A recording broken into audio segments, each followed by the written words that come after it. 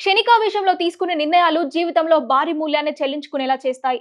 తాజాగా అలాంటి ఘటనలో ఓ కుటుంబంలో తీరని విషాదం నింపింది. నాటుకోడి కూర కోసం మొదలైన ఈ వివాదం చిలికి చిలికి గాలివానలా మారి ఓ తండ్రి ప్రాణం తీసింది.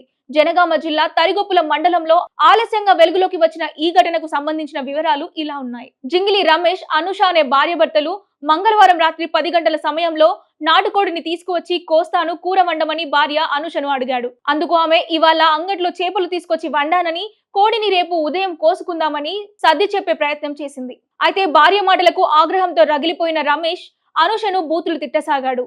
ఈ క్రమంలో అమ్మను ఎందుకు బూతులు తిడుతున్నావంటూ ఇంట్లో ఉన్న కొడుకు గణేష్ తండ్రికి అడ్డు తగిలాడు. దీంతో కొడుకును సైతం రమేష్ తిట్టడంతో తండ్రి మాటలతో ఆగ్రహావేశానికి లోనైన గణేష్ పక్కనే ఉన్న రోకలి బండతో తండ్రి తలపై బలంగా బాదాడు. ఈ ఘటనలో తీవ్రంగా గాయపడిన రమేష్ ను స్థానికులు జనగామ ఆసుపత్రికి తరలించగా అక్కడి వైద్యుల సూచన మేరకు వరంగల్ ఎంజీఎం కు తరలించారు. అక్కడ చికిత్స పొందుతూ రమేష్ బుధవారం మృతి చెందాడు. మృతుడి సోదరుడు ఇచ్చిన ఫిర్యాదు మేరకు కేసు నమోదు చేసుకున్న పోలీసులు దర్యాప్తు చేపట్టారు.